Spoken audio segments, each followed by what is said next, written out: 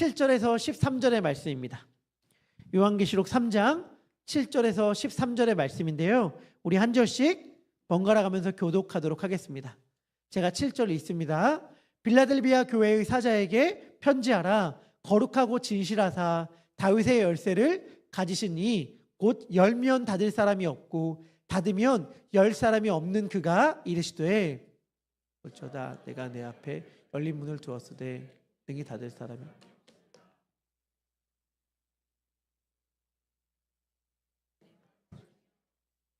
배반하지 아니하였도다. 보라, 사탄의 회당 곧 자칭 유대인이라 하나 그렇지 아니하고 거짓말하는 자들 중에서 며칠 내게 주어 그들로 와서 내 앞에 절하게 하고 내가 너를 사랑하는 줄을 알게 하리라. 내가 또한 너를 지켜 시험의 때를 면하게 하리니 이는 장차 온 세상에 임하여 땅에 거하는 자들을 시험할 때라. 내가 속히 오리니 내가 가진 것을 굳게 잡아 아무도 내 면류관을 빼앗지 못하게 하라.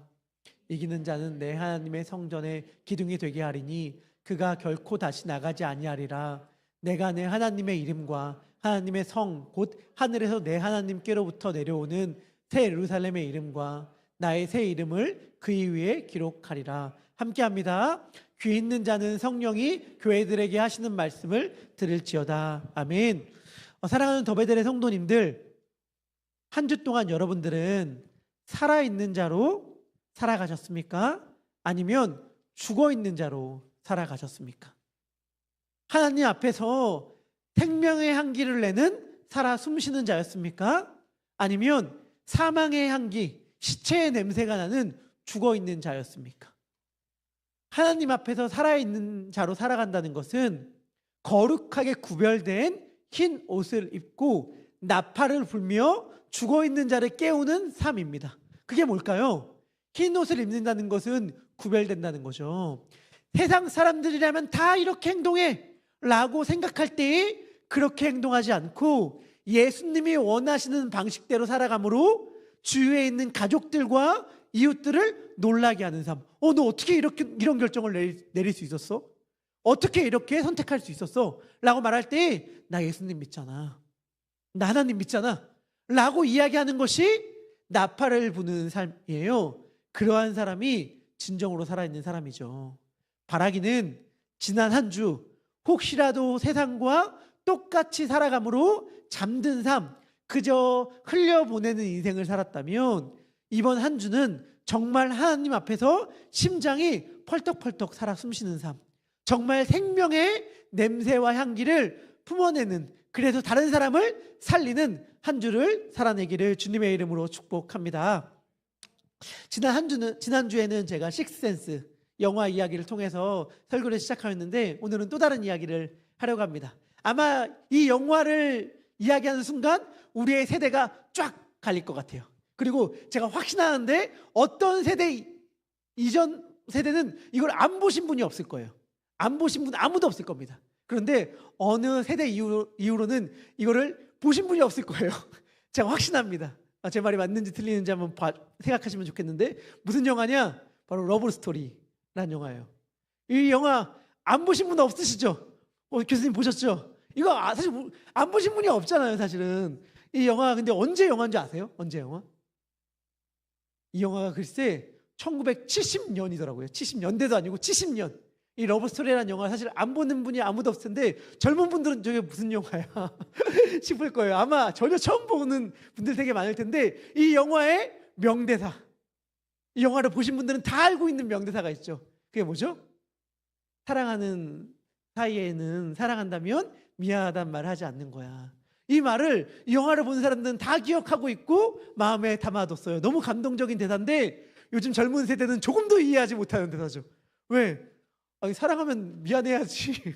우리 젊은 부부들끼리 부부싸움 할 때 미안해 안 해? 사랑하는데 왜 그렇게 행동해? 미안해야지. 이렇게 얘기하니까 이 말을 조금도 이해하지 못할 텐데 세대가 이렇게 변했습니다.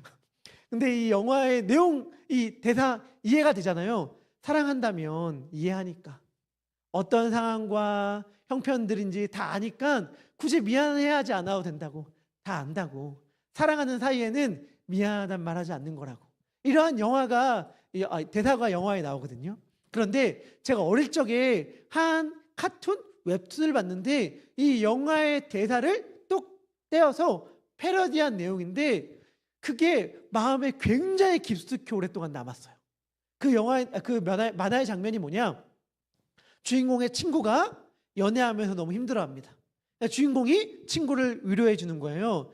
여자친구에게 늘 미안해하고 죄책감이 드는 친구를 위로하면서 이 영화의 대사를 이야기해 줍니다. 힘내. 사랑하는 사이에는 미안하다는 말 하는 거 아니래. 그러자 친구가 이렇게 대답해요. 아, 그래? 그런데 그 말을 한 사람은 누군지는 모르겠지만 가난한 적은 없었나 보다. 이렇게 이야기를 해요. 그 말하는 사람은 가난한 적은 없었나 보다. 여러분들 너무 무슨 말인지 잘 이해가 되시죠? 저는 이 내용을 읽는 순간 마음이 좀 먹먹해 왔습니다. 여러분 너무 잘 알고 계시잖아요. 가난하면 미안해지죠. 가난하면 죄인이 되죠. 가족들에게, 배우자에게, 자녀들에게 가난하면 우리가 참 작아지고 초라해지고 무능력해지고 미안해지고 죄인이 되잖아요. 우리를 그런데 작게 만드는 건 가난만이 아니죠. 우리가 무언가를 할 수 없다는 게 느껴지는 무기력한 순간들이 우리를 작아지게 만들죠. 아파하는 자녀를 보면서 아무것도 하지 못하는 무능력함을 절감할 때 우리는 자꾸 초라해집니다. 좋은 부모를 둬서 잘 나가는 친구의 자녀들을 볼 때에 나는 그 친구의 부모님처럼 높은 지위에 있는 것도 아니고 많은 것들을 가진 자도 아니어서 내 자녀에게 무언가를 해줄 수 있는 것이 아무것도 없구나 라고 생각이 될 때에 우리는 스스로를 굉장히 작고 초라하게 느끼죠. 그때 우리가 가지는 생각이 뭐죠? 그래, 커져야겠다. 그래, 높아져야겠다. 그래, 더 많이 벌어야겠다 라는 생각을 하잖아요. 다시 말하면 내가 더 커짐으로 지금은 작아서 할 수 없는 그것을 행해야겠다라고 생각하게 되는 것이죠. 그게 우리가 찾은 답이고 세상이 이야기하는 길이에요. 그런데 예수님은 오늘 빌라델비아 교회에게 하시는 말씀을 통해 우리들에게 다른 답을 알려줍니다. 그 길 말고 더 분명하고 더 옳은 길이 있어 라고 예수님은 우리들에게 말씀하여 주셔요. 사대교회, 지난주에 살펴본 사대교회가 살았다 하는 이름은 가졌으나 죽은 교회였다면 빌라델비아 교회는 정확히 그 정반대에 있던 교회였습니다. 사대라는 지역에서 멀지 않은 곳에 빌라델비아라는 도시가 있었거든요. 사대와 비교하면 모든 것이 초라한 곳이었어요. 그리고 역사도 짧았습니다. 소아시아 7교회가 있던 도시 중에 가장 역사가 짧은 도시가 바로 이 빌라델비아였어요.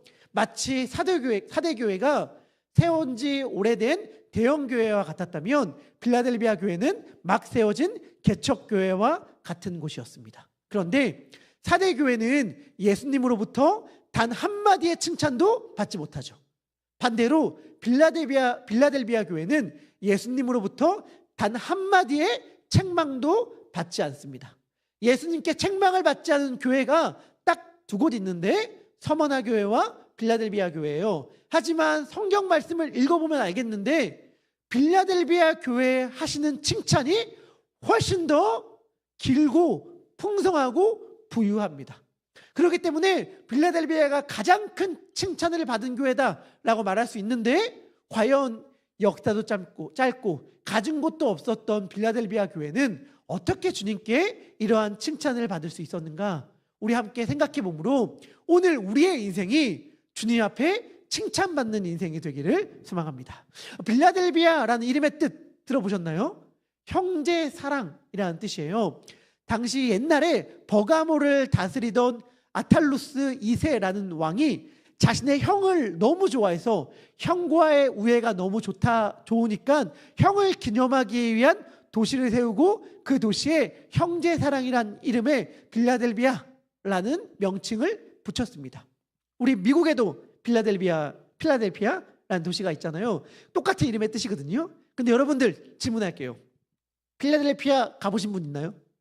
혹시 영상으로도 보신 분들 있죠? 손을 번쩍 드시는데 감사합니다. 근데 필라델피아 하면 사랑 생각나세요? 사랑이 넘치네. 형제의 우애와 사랑이 넘치네. 이런 도시를 여러분들 떠올리시나요? 아니잖아요. 솔직히 좀 어둡고 음습하고 범죄가 넘치고 이런 도시로 떠오르잖아요. 정확히 이 당시에도 이랬어요. 이름은 형제 사랑일지 모르겠지만 그 도시를 사로잡고 있던 정신은 두려움이었습니다. 왜였을까요? 주 17년경에 소아시아 전체를 뒤덮는 큰 지진이 일어나기 시작합니다. 그래서 소아시아에 있던 12개 도시가 다 무너져 내렸어요. 얼마 전에 뉴스에 보셨나요? 베네수엘라에서 지진이 나서 막 다 무너져 내렸잖아요. 어마어마한 희생자가 났다고 지금 발표가 되고 있는데, 여러분 오늘날도요, 내진 설계를 아무래도 이 시대보단 잘했을 것이고, 지진이 일어난다고 했을 때 미리 예측할 수도 있고, 미리 예측한 다음에 빨리 도망가라고 대피 명령을 내릴 수도 있는 시스템이 갖춰진 오늘 이 시기에도 지진이 일어나면 피해가 엄청나요. 그런데 2000년 전입니다. 2000년 전에 지진이 일어나면 얼마나 그 피해가 극심했겠어요. 완전히 도시가 다 무너졌습니다. 근데 그 중에서도 빌라델비아가 가장 피해가 극심했어요. 더군다나 7개의 도시 가운데에 가장 오랫동안 여진으로 인한 고생을 했던 도시가 빌라델비아였습니다. 고대 역사가 스테르보라는 사람이 있는데, 이 사람이 뭐라고 기록을 남겼냐면 매일 벽에 금이 갔다고 그래요. 여러분, 살 수 있겠습니까? 시민들은 거의 남아있지 않았고 대다수는 도시를 떠나 시골로 나가 살 수밖에 없는 현실이었어요. 왜냐? 지진 한번 왔다 가면 끝이 아니라 매일마다 땅이 흔들리고 벽이 갈라지는 거예요. 벽에 금이 갑니다. 어떻게 거기서 살아요? 저도 캘리포니아에 와서 몇 번 지진을 경험한 적이 있거든요. 다들 아마 경험해 봤을 거예요. 그리고 좀 심각한 지진이었다고 말하는 로스리치, 그때 지진 난 것들 경험하신 분들도 있더라고요. 그런데 못 살잖아요. 우리가 사는 이유는 뭐예요? 심하지 않으니까. 좀 흔들리네? 느꼈어? 이렇게 하면 사실은 대피도 안 하잖아요. 대피도 안 하고 그냥 집에서 그냥 나 느꼈다 하면서 검색해보고 이 정도의 지진이 일어났구나 하고 끝이지만, 질문할게요. 만약에 우리가 사는 곳이 지진 때문에 매일마다 벽에서 금이 간다면 살 수 있겠습니까? 매일마다 땅이 흔들린다면 살 수 있겠습니까? 매일마다 책장이 흔들리고 옷장이 흔들려서 떨어진다면 여러분들 그 집에 살 수 있겠어요? 못 살죠. 그런데 그 집에 살 수 있는 사람이 있다면 누구죠? 그 집에 살아가는 사람이 있다면 누구죠? 살 수밖에 없는 사람들. 다른 사람들은 다 대피하고 다 도망가는데 그 집에 살 수밖에 없어. 갈 데도 없고 삶의 모든 기반이 거기 있고, 그곳을 떠나면 모든 살 길이 다 막혀. 너무 이곳에 사는 게 두려운데 이곳을 떠나는 게 더 두려워.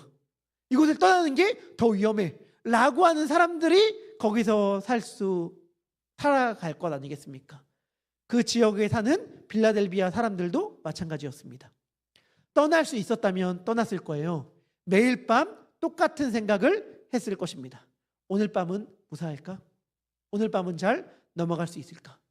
짐을 늘 쌓아놨을 거예요. 아마 이사 때문에 고생하신 분들, 이삿짐 싸는 게 얼마나 쉽지 않은지를 이민생활 하시면서 많이들 겪었을 텐데, 우리 이민생활 하시는 분들, 저 짐 빨리 풀어야 되는데 이거 너무 힘들기도 하고, 언제 이사 갈 사람들은, 이사 예정되어 있는 분들은 짐 언제 싸지? 이 고민 늘 하잖아요. 그런데 빌라델비아의 주민들은 늘 짐을 머리맡에 이고 살았대요.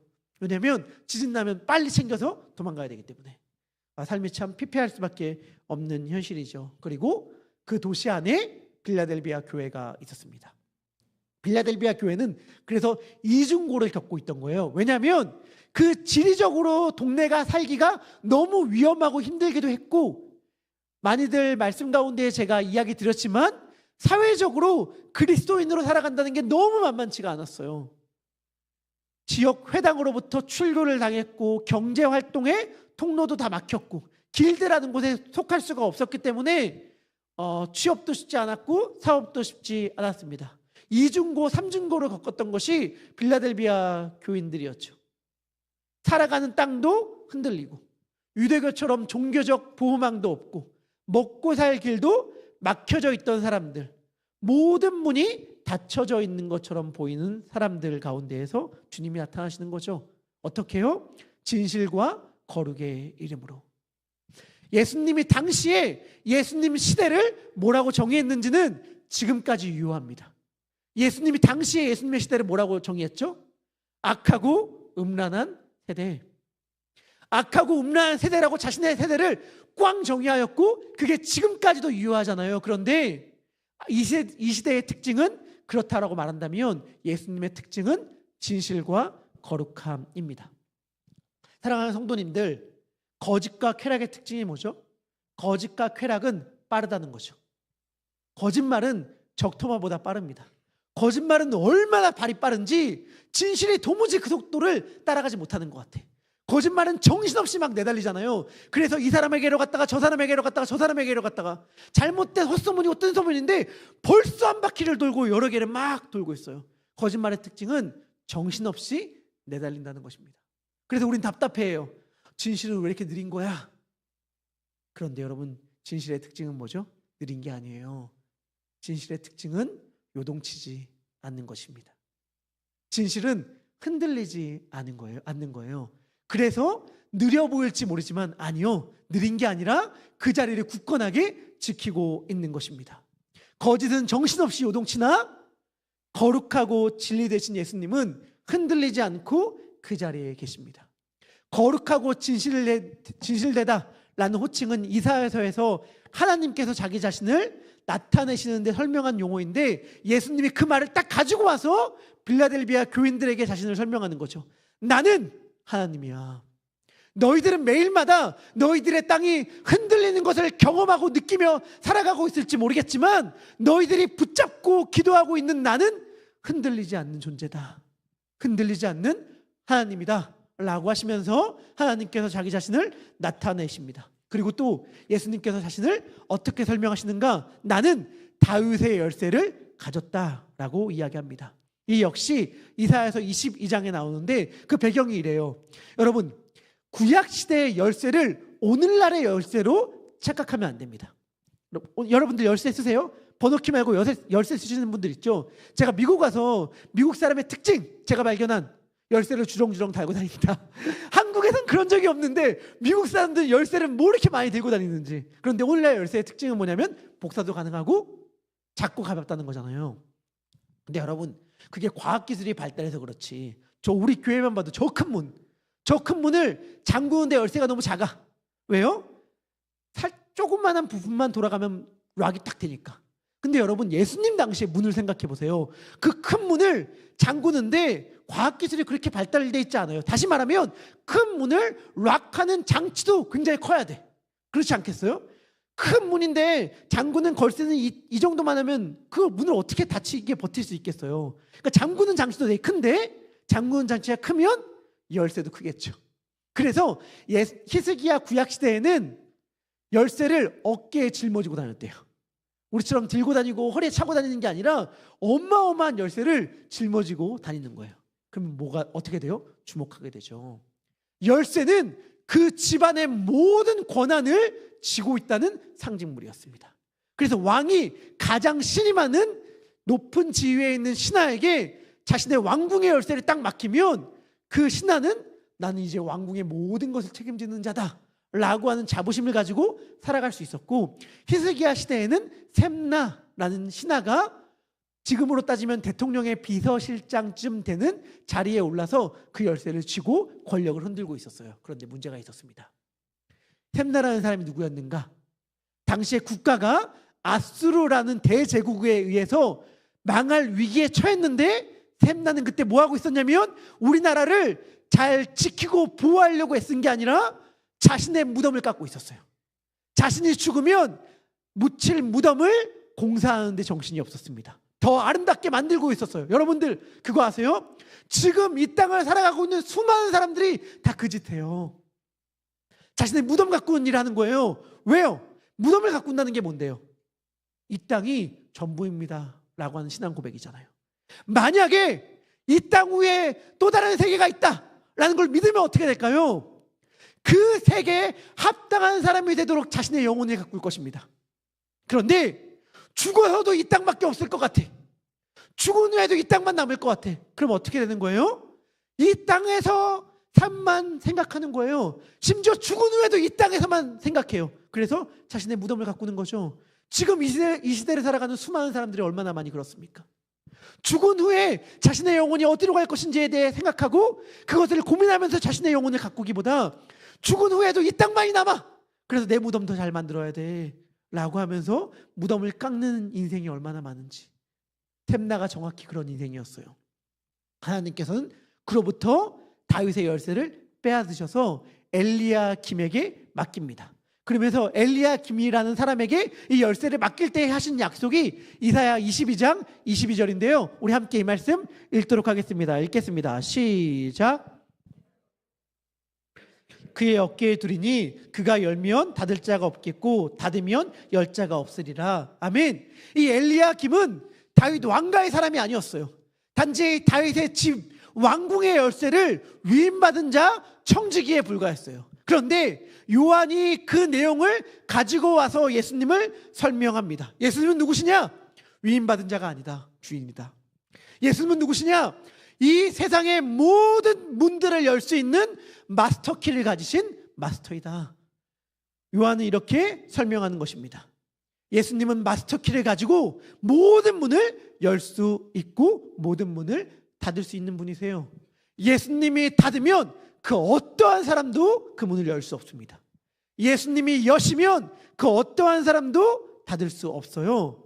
우리의 삶에 아무리 굳게 닫힌 문처럼 보이는 현실이 있다 하더라도 예수님이 그 문을 능히 여실 수 있는 분임을 믿습니다. 지금 그 약속을 빌라델비아 교회에게 하시는 거예요. 8절인데요. 우리 같이 읽도록 하겠습니다. 시작. 볼지어다 내가 내 앞에 열린 문을 두었을 때 능히 닫을 자가 없으리라. 아멘. 예수님의 약속입니다. 그런데 여러분, 이 말을 듣는 사람이 누구예요? 빌라델비아 교회. 빌라델비아 교회의 성도들은 어떠한 상황 가운데 있는데요? 모든 문들이 다 막힌 것 같고 닫힌 것 같은 현실이요. 좌우 사방이 다 막히고 그 어떠한 것도 풀리는 것처럼 되지 않은 인생. 여러분들, 우리 그럴 때 있잖아요. 하나님, 이게 뭡니까? 뭐 하나는 잘 되게 해주셔야죠. 아니, 자식도 내 말을 안 들어요. 남편도 아내도 내 말을 안 들어요. 사업도 잘 안 돼요. 그런데 건강마저 문제가 생겼어요. 모든 문이 다 막힌 것 같습니다. 우리 이러한 경험들, 고백들 할 때 있잖아요. 제가 이번에 그 고백을 언제 했는가? 엊그제인가? 축구 졌을 때. 여러분들, 저와 같은 마음이 다들 저만 품은 마음이 아니라 확신하는데, 맨 처음에 충격적인 남아공패를 당한 다음에 그래도 우리들이 가졌던 위안, 32강 진출 가능성 90%가 넘는다. 딱 빈고판 펼쳐놓고 이 중에 뭐 이뤄지면 된다 라고 하는데 뭐가 어떻게 돼요? 문이 하나씩 닫혀. 철커덕. 아니, 이럴 수가 있는가? 이거 닫히고 저거 닫히고 아니, 가능성이 없어 보여. 이거 다 이렇게 닫히기도 힘든데 하다가 90%가 넘는 가능성이 하나 닫혀가지고 지금 이 자리에 앉아 있는 거 아닙니까, 여러분들? 지금 그게 만약 열렸다면 이 자리에 없었을 텐데 지금 그 가능성이 다 닫혀가지고 지금 우리 이 자리에 앉아 있잖아요. 그럴 때 얼마나 답답해요. 빌라델비아 교회의 성도들이 품었던 마음이 저는 이 마음이 아닐까 싶습니다. 주님, 열린 문을 두셨다면서요. 그렇다면 제 인생이 이러면 안 되는 거 아닙니까? 좀 잘 나가야죠. 탄탄대로가 내 눈앞에 펼쳐져야죠 라고 생각했을지 모르겠습니다. 그런데 예수님이 말씀하신 열린 문이 무엇인지를 바로 본문 다음 절에서 알려줍니다. 우리 3장 8절의 말씀인데요. 우리 같이 읽도록 하겠습니다. 읽겠습니다. 시작. 보라, 사탄의 회당 곧 자칭 유대인이라 하나 그렇지 아니하고 거짓말하는 자들 중에 며칠 내게 주어. 잠시만요. 이거 아닌 것 같습니다. 3장 8절인데 좀 앞에 한 번 앞에 말씀 없을까요? 3장 8절 이긴 한데 다 3장 8절이라 이 앞 구절 빼먹었습니까? 제가 읽어드리도록 하겠습니다. 내가 그 열린 문이 무엇인가 예수님이 이렇게 설명하십니다. 내가 내 행위를 아노니 내가 작은 능력을 가지고도 내 말을 지키며 내 이름을 배반하지 아니하였도다. 열린 문은 다른 게 아니라 작은 능력을 가지고도 예수님의 말씀을 지키고 예수님의 이름을 배반하지 않는 것, 이게 열린 문이었어요. 왜 이게 열린 문이죠? 그 문은 하늘로 난 문이거든요. 사방이 막혀 있을 것 같을 때 하늘로 난 열린 문. 다시 말하면 예수님의 말씀을 지키고 예수님의 이름을 배반하지 않으므로 주님과 소통할 수 있는 그 문. 빌라델비아 교회는 신실함을 통해 하나님과 소통하며 열린 문을 통해 하나님의 나라로 들어갈 수 있었고 들어가고 있었거든요. 그렇기 때문에 예수님께서는 내가 너희 앞에 열린 문을 두었다. 너의 그 신실함으로 하나님의 나라로 들어갈 수 있는 그 문이 하늘로 나 있다 말씀하시는 것입니다. 그런데 어떠한 능력이요? 작은 능력으로도. 작은 능력으로도. 이때 작다는 것이 그리스어로 미크론이라는 말인데 여기서 영어에 마이크로가 나왔거든요. 아주 작고 아주 미미한 능력이라는 뜻입니다. 여러분, 근데 제가 꼭 말씀드리고 싶은 게 있어요. 작은 능력으로도 예수님의 말씀을 지켰다, 예수님의 이름을 배반하지 않았다 라는 말의 뜻이 이런 거라면 우린 너무 힘들어집니다. 뭐냐? 작은 게 최선이라도 다하지 않으면 어떡하려고 그러냐? 작아도 최선을 다하고 열심히 해라. 교회가 작은데 성실하지도 않으면 어떻게 하려고 그러냐? 라는 말의 뜻이라면 작은 능력으로도 최선을 다하여 하나님의 말씀을 따랐다는 말의 뜻이 그러한 의미라면 이건 너무 가혹합니다. 왜냐하면 작은 능력을 가지고 최선을 다하는 건 정말 너무너무 어렵거든요. 우리가 가지고 있는 것, 우리의 힘, 우리의 실력으로 주님을 섬기는 데는 익숙하지만 반대로 우리가 가지고 있지 않은 것으로 혹은 적은 능력을 가지고 있는 것으로 주님을 섬기는 데는 너무 서투르고 둔한 자들입니다. 여러분들 그거 아십니까? 못하면 최선을 다하는 게 어렵습니다. 제가 뼈저리게 경험하는 게 있는데 음치는 열창하는 게 어렵습니다. 여러분들 알고 계신가요? 음치는 열창하는 게 어려워요. 노래는 잘하는 사람이 열창하는 겁니다. 작은 교회가 열심을 다해 예배하는 게 훨씬 어려워요. 여러분들 그거 알고 계세요? 작은 교회인데 뜨겁기라도 해야지. 아니에요. 작은 교회가 열심을 다해 예배하는 게 훨씬 어려워요. 큰 교회가 힘을 내기가 더 쉽습니다. 사람이 가득 찬 예배당에서 큰 목소리로 찬양하고 기도하는 게 여러분들 더 쉽습니까? 아니면 사람이 몇몇 모여있지 않은 텅 빈 예배당에서 큰 목소리로 찬양하고 예배하는 게 더 쉽습니까? 봉사하러 왔는데 수많은 사람들이 함께 와서 열심히 땀 흘려 힘내면서 일하고 있을 때 더 열심히 섬기기가 쉽나요? 아니면 왔는데도 사람도 몇 명 없어서 나밖에 없는 것 같을 때 더 열심히 봉사하는 게 더 쉽습니까? 우리 다 답을 알고 있죠? 최선을 다하는 건 잘할 때에, 사람들이 많을 때에, 능력이 있을 때에 더 쉬운 것입니다. 제가 기초 체력은 좀 괜찮은 편인데 운동신경이 부족해서 참 구기 종목을 잘 못하는데 신학교 다닐 때 전도사님들과 함께 족구를 했는데 제가 정말 못했어요. 그때 정말 어려웠던 게 뭐냐면 잘하는 게 아니었습니다. 정말 어려운 건 최선을 다하는 거였어요.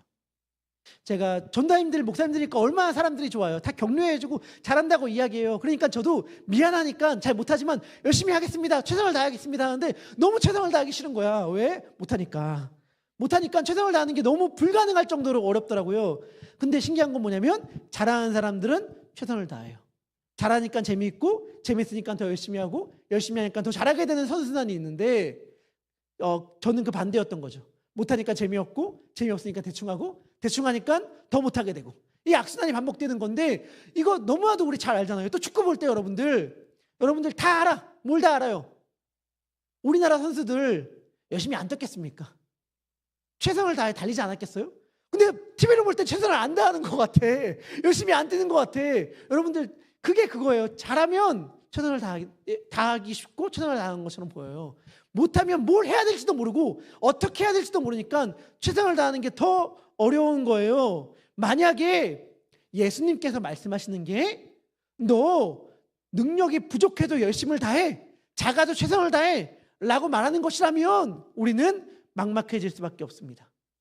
가진 게 없는 사람이 최선을 다하라는 요구를 들었을 때 정말 어떻게 해야 될지를 헤매게 되거든요. 그건 못하는 사람에게 잘하라고 말하는 것과 같습니다. 전 주님이 그러한 말씀을 우리들에게 하는 것이 아니라고 생각해요. 주님은 우리들에게 작아도 열심을 내라, 성실해라 라고 말씀하시는 게 아니에요. 주님은 작아도 괜찮아 라고 말씀하시는 거예요. 작아도 괜찮으니까 그저 신실하게 나의 약속을 믿고 그 자리에 있어라 라고 주님은 이야기하십니다. 내 이름을 붙잡고 그 자리에 있어. 그리고 빌라델비아 교회는 정확히 그렇게 했습니다. 사랑하는 더베델의 성도님들, 빌라델비아 교회는 작음에도 불구하고 예수님의 이름을 배반하지 않고 예수님의 말씀을 지킨 게 아니에요. 빌라델비아 교회는 작아서 예수님의 말씀을 지킬 수 있었습니다. 생각해 보세요. 만약 그들에게 능력이 있었다면 어떻게 되었을까요? 회당에서 쫓겨났을 때에 그들에게 여유가 있었다면 다른 길을 찾았을 겁니다. 길드에서 배제되었을 때에 찾아갈 고위직의 친척이 있었다면 그들에게 찾아갔을 거예요. 그들에게 무언가 영향력이나 힘이 있었다면 다른 방법으로 살아남았을 것입니다. 그런데 그들에겐 아무것도 없었어요. 오직 의지할 거라고는 예수님의 말씀뿐이었습니다. 다른 의지할 것이 있으면 그것을 의지합니다. 그러나 힘이 없으면 의지할 것이 예수님의 이름뿐입니다. 그러니 빌라델비아 교회의 자금은 그들의 약점이 아니라 그들이 주님을 가장 가깝게 붙잡을 수 있었던 주님이 준 선물이었습니다. 주님은 말씀하십니다. 나는 너희에게 능력을 바라는 것이 아니다. 신실하기만 해라. 내 이름을 배반하지 말고 굳건히 지키기만 해라. 그러면 내가 너희에게 능력이 되어 주겠다. 이게 예수님의 약속이에요. 예수님이 우리들에게 무언가를 얻고 싶어서 받고 싶어서 너 돈 좀 많이 벌어와. 너 힘 좀 더 키워와. 너 높은 자리에 올라가서 나 좀 끌어줘 라고 주님께서 말씀하시겠어요? 전혀 그렇지 않죠. 주님은 우리가 사업에서 큰 성공을 거둬서 헌금 많이 하는 걸 원하지 않으세요. 주님은 우리가 신실하고 정직하게 사업을 하기를 원하시는 거예요. 그게 그리고 훨씬 더 어렵죠. 주님은 우리가 거룩하고 성실하게 살아가길 바라는 것이지 네가 살아간 그 삶의 열매를 결실을 나에게 바쳐라 라고 말씀하지 않으십니다. 너의 삶이 열매가 되게 해라. 너가 신실하고 거룩하고 정직하게 살아가는 삶으로 살아가라 라고 주님은 말씀하십니다. 만약 사업하는 분이라면 다른 방식의 길을 택하는 것이 훨씬 더 매출을 높이 나오게 하는 방식이라는 걸 알면서도 그렇게 행동하지 않는 것. 직장에서 일할 때도 학교에서 공부를 할 때도 그러한 방식을 택하는 것이 훨씬 더 나에게 유리할 뿐 아니라 다른 모든 사람이 그렇게 살아간다는 것을 알면서도 주님이 이건 원하지 않아. 그래서 포기합니다. 라고 말하는 것이 더 늘어나는 것. 그것이 주님이 우리에게 원하는 거예요. 그리고 그렇게 살아갈 때 정직하게 말한다면 우리는 강해지는 것이 아니라 약해집니다. 커지는 게 아니라 작아져요. 중요한 건 우리가 약해질 그때에 하나님이 강해진다는 것입니다. 우리가 작아질 그때에 하나님이 커진다는 것이에요. 주님께서는 바로 그러한 삶을 우리들에게 요구하십니다. 그리고 우리가 그렇게 살아갈 때에 주님의 약속이 있습니다. 주님께서는 그렇게 살아가는 우리에게 사랑의 약속, 승리의 약속을 해주십니다. 우리 3장 9절의 말씀인데요. 제가 읽어보도록 하겠습니다. 보라, 사탄의 회당 곧 자칭 유대인이라 하나 그렇지 아니하고 거짓말하는 자들 중에서 며칠 내게 주어 그들로 내 발 앞에 절하게 하고, 승리의 약속이죠. 내가 너를 사랑하는 줄을 알게 하리라. 사랑의 약속을 주님께서 우리들 가운데 해주십니다. 그리고 하나님께서 주시는 승리, 하나님께서 주시는 사랑을 경험하는 것보다 더 위대한 삶은 없습니다. 여러분, 다윗과 골리앗 이야기 다들 알고 계시죠? 벌써 좀 지나긴 했지만 얼마 전에 예전에 굉장히 베스트셀러가 되었던 책이 있습니다. 말콤 글래드윌이라는 사람이 쓴 다윗과 골리앗이라는 책인데 부제가 거인을 이기는 기술이에요. 이 책에서 저자가 뭐라고 이야기하는가? 고대 사회에서 보면 다윗은 멀리서 가볍게 움직이면서 돌을 던지는 투석병이었고 골리앗은 중무장을 한 보병이었다는 거예요. 다윗이 똑같은 골리앗의 방식으로는 자기가 이길 수 없으니 전략을 짜서 보병에 맞서 자기는 투석병으로 싸워야겠다라고 하는 계획을 세웠고 그게 훨씬 더 전투에서 유리하였기 때문에 다윗이 이길 수 있었다. 우리도 거대한 골리앗과 맞서 싸우기 위해서는 우리만의 전략을 잘 세워야 한다 라고 이야기하는 게 이 책의 내용이에요. 굉장히 설득력은 있지만 은혜는 하나도 없는 해석인데, 이 내용이 은혜가 없는 이유는 본문에서 말하는, 성경이 이야기하는 핵심을 놓치고 있기 때문입니다. 여러분, 다윗이 골리앗과 싸워서 이겼습니다. 왜요? 골리앗은 중무장한 보병이고 다윗은 멀리서 가볍게 움직이면서 돌을 던지는 투석병이었기 때문에 다윗이 이겼습니까? 아니에요. 다윗이 이겼던 이유는 전략을 잘 세워서가 아니었어요. 다윗이 이겼던 이유는 하나님의 이름 때문이었죠. 성경은 이렇게 이야기합니다. 우리 사무엘상 17장 45절의 말씀인데요, 우리 같이 읽도록 하겠습니다. 시작. 나는 만군의 여호와의 이름으로 내게 나아가노라. 아멘. 다윗이 이겼던 이유는 물맷돌이 강한 무기여서도 아니고 지팡이와 막대기가 강력한 도구여서도 아니에요. 골리앗이 미련하거나 우둔해서도 아니었습니다. 다윗이 이길 수 있던 이유는 여호와의 이름에 능력이 있었기 때문입니다. 빌라델비아 교회도 마찬가지예요. 그들은 능력이 작았습니다. 하지만 그 작은 능력으로 붙잡은 이름이 능력의 이름이었던 거예요. 그들의 능력은 작았지만 예수의 이름은 능력이 있었습니다. 교회는 작았을지 모르지만 하나님은 작지 않았어요. 저는 더베델 교회도 마찬가지라고 생각을 하게 됩니다. 하나님은 그리고 그러한 신실함을 지키는 교회에게 너의 원수들 앞에서 내가 너를 얼마나 사랑하는지를 보여주겠다라고 약속하여 주십니다. 이 약속보다 더 위대하고 더 놀라운 선물은 없습니다. 그 사랑의 증거가 무엇이냐? 그 사랑의 증거가 12절로 가면 조금 더 분명해지는데, 우리 요한계시록 3장 12절의 말씀 우리 같이 읽도록 하겠습니다. 읽겠습니다. 시작. 기둥이 되게 하리니 그가 결코 다시 나가지 아니하리라.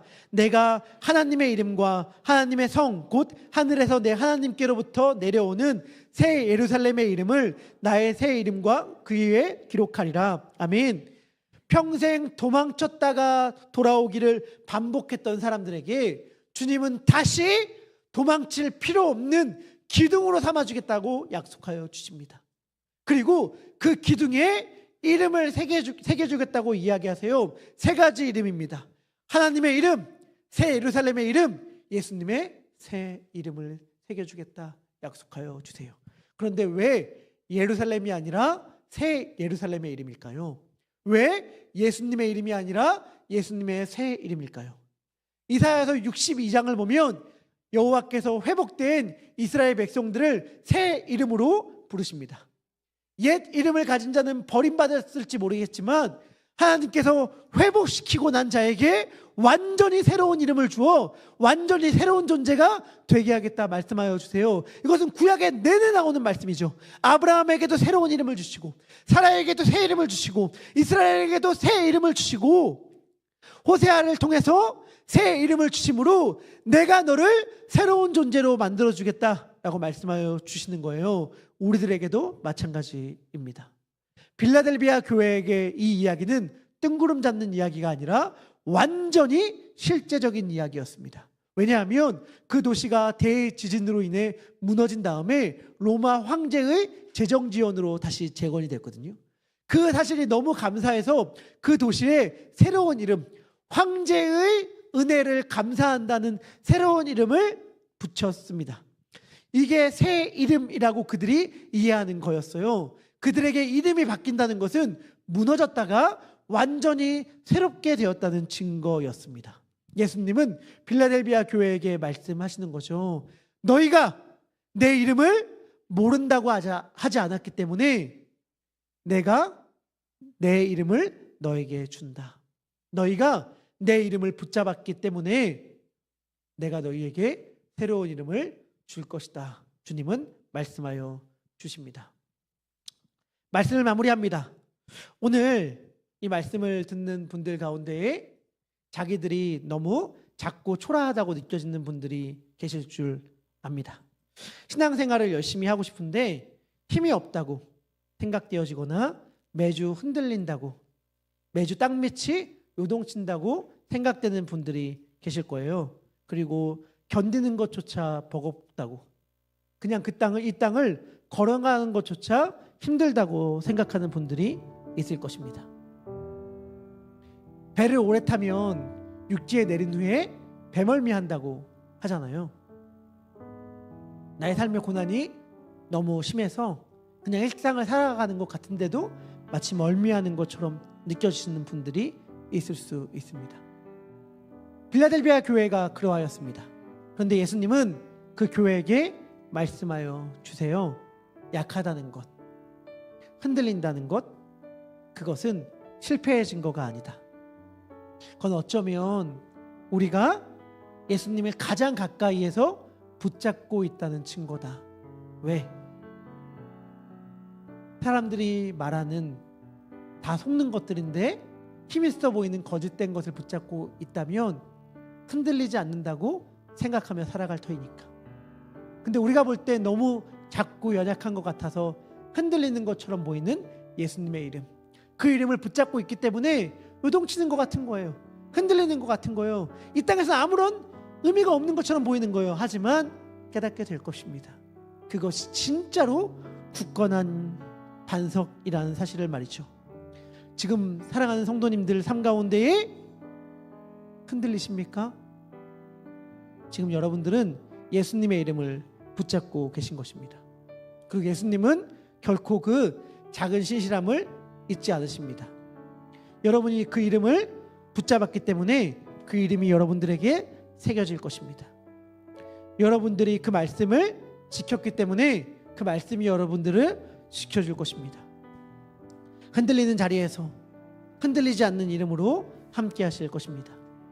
빌라델비아 형제 사랑이란 이름을 가진 그 작은 도시에서 하나님은 가장 큰 사랑을 보여주십니다. 능력 없어도 사랑할 수 있다는 것을, 가진 게 없어도 신실할 수 있다는 것을 알려주십니다.